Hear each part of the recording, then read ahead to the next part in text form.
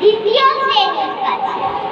একসাথে মিলে সব ছেলে বলে চিৎকার করে জোরে, তিনটি বর্ণ রয়েছে রাঙানো জাতীয় পতাকা জুড়ে।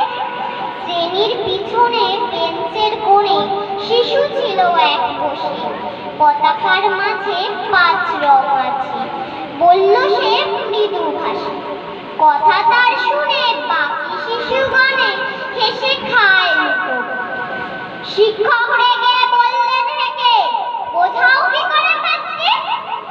মাথা নিচু করে ভয়ার্ত স্বরে সরল শিশুটি বলে,